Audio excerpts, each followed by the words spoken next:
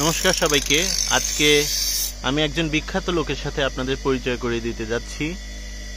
তিনি আর কেউই নন, আমার তাউই মশাই এবং এলাকার যার নাম ডাক সুনাম সবার মুখে মুখে। তিনি হচ্ছেন শ্রী হরেন কর্মকার। এখন নাম হয়েছে, কিন্তু আসলে সে সূত্রধর।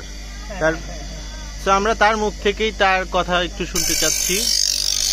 তার মাসে আপনি যদি একটু আপনার এই যে আপনি একজন সূত্রধর মানুষ হিসেবে আপনি এই যে কর্মকারের কাজটা বেছে নিলেন, এবং আপনার কাজ কিন্তু এই এলাকার মধ্যে সর্বশ্রেষ্ঠ। সারা বাংলাদেশ থেকে আপনার এখানে আসে লোকজন, ঢাকা ময়মনসিংহ থেকে বড় বড় অর্ডার আসে আপনার এখানে। তো এখানে আপনার এই যে একজন আসছেন কাজের জন্য,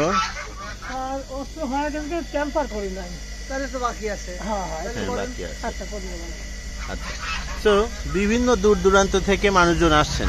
তাহলে তার মাসে আপনি যদি একটু বলতেন আপনার এই কাজের ইতিহাস এবং সবকিছু মিলিয়ে।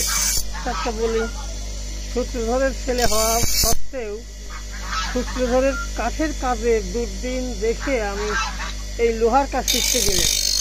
আচ্ছা, লোহার কাজ শিখতে যায়, যাই হোক আমি লোহার কাজ শিখে আইলাম। আমার জীবন চলছে আজ। এই কাজের বয়স হলো 53 বছর। 53 বছর ধরে আমি এই কাজ করতেছি। তাতে আমার দিনপথ ভালোই চলে। এ করে আমি ছেলে পেলে লেখাপড়াও শিখাইছি, বা তারা চাকরি বাকরিও করে। জি, আপনার 3, 4, 5 ছেলে, দুজন ইন্ডিয়াতে তারা মানুষ হয়েছে, বাংলাদেশে অনার্স মাস্টার্স পাস করেছে, তারা ব্যাংকের ম্যানেজার, এবং 2 ছেলে আপনার সহযোগী হিসেবে আছে, এবং তারাও শিক্ষিত। একজন মাস্টার পাস আর একজন বিএ পাস। আচ্ছা, এই অবস্থায় এইভাবে আমার দিনপথ চলতেছে। তাতে এই কাজ শেখার পেছনের অতীত এবং আপনার গুরুকে সেটা যদি একটু বলতেন। গুরু ছিল, তার নাম ছিল সতীন কর্মকার। বনগ্রামেই বাড়ি ছিল। সে একজন নাম করা কর্মকার ছিল। আচ্ছা, তার কাছ থেকে আমি শিখে আমার জীবনে এইভাবেই চলে গেল। যাই হোক, আমার কাজের সুনাম আছে।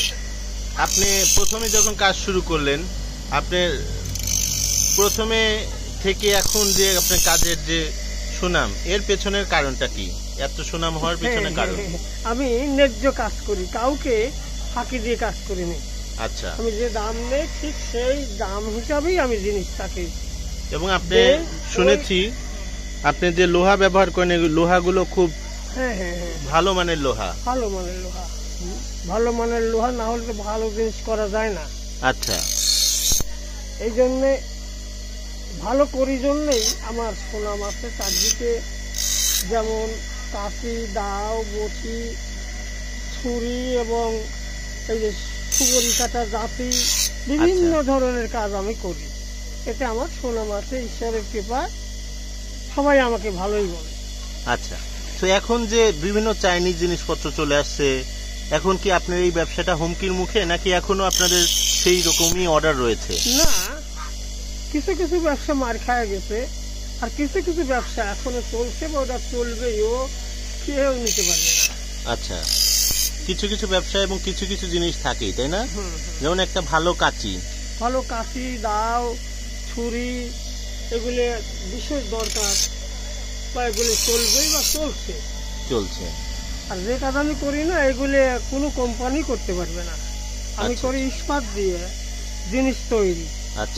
সাধারণ ব্যাপারে পারবে না। একটা কাঁচি করতে গেলে বহু প্রসেস এর মধ্যে করতে হয়। আচ্ছা, এইগুলো কোনো কোম্পানির ক্ষমতা নাই, এগুলো করে।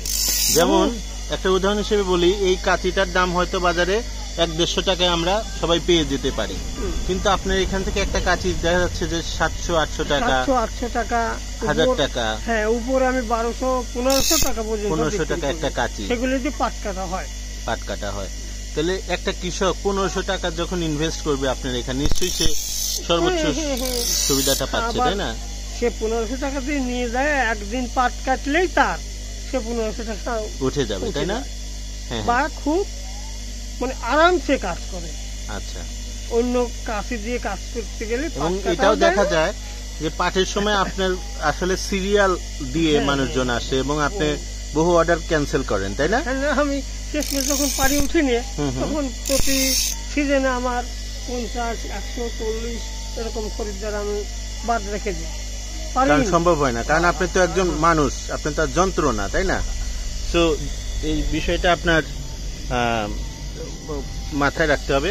এখন এই যে কাঁচিগুলো তৈরি করে রাখতেছেন অগ্রিম, তাই না? আচ্ছা, এখন এই এই শিল্পটা ভবিষ্যৎ কি বলে মনে করেন আপনি? চলবে, এটা চলবেই না? বর্তমানে যারা এই কাজ করছে তাদেরকে আপনি কি মেসেজ দিবেন? কাজ কিভাবে করবে তারা? তারা কিভাবে কাজ করলে তারাও সফল হবে? ভালোভাবে শেখে, তার আদর চিরদিন আছে। আর যদি সে কাজ জানে না, ফাঁকি দেয়, চলবে না, তার চলবে না, তাই না? আচ্ছা, তো এইটাই আপনার দীর্ঘায়ু কামনা করছি, ভগবান আপনাকে ভালো রাখুক। আপনি যে সুনাম, একটা মানুষের আসলে আপনি একজন বয়োজ্যেষ্ঠ মানুষ, আপনি বহু মানুষের হৃদয়ে থাকবেন, কারণ আপনি বহু মানুষের কাজ করে দিয়েছেন, তাই না? একটা অস্ত্র কিন্তু মানুষের বাড়িতে থাকে, বহুদিন থাকে, তাই না? বটি নিলে পরে 15-20 বছর, একটা ছুরি বানায় দিলে সে ছুরি একটা পুরুষ চলে যায়, নাম তো আশা করি থাকবেই। সেটাই, তাহলে মানুষের সেবা করেই গেলেন আপনার জীবনে, তাই না? আপনার জীবনে মানুষই আমাকে ভালোবাসে, মানুষ ভালোবাসছে এবং আপনিও মানুষকে সেবা করেছেন, এবং এটা সবচেয়ে গুরুত্বপূর্ণ। আপনার দীর্ঘায়ু কামনা করছি এবং আপনাকে অসংখ্য ধন্যবাদ আমাদের এই ইন্টারভিউটাতে দেওয়ার জন্য, এবং আমরা অনেক খুশি আপনার ইন্টারভিউটা নিতে পেরে। ভগবান আপনার ভালো রাখুক। আপনি শেষ কথা কি বলতে চান? ভগবান একেবারে ভালো থাকুক। আচ্ছা, ভালো থাকবেন, নমস্কার।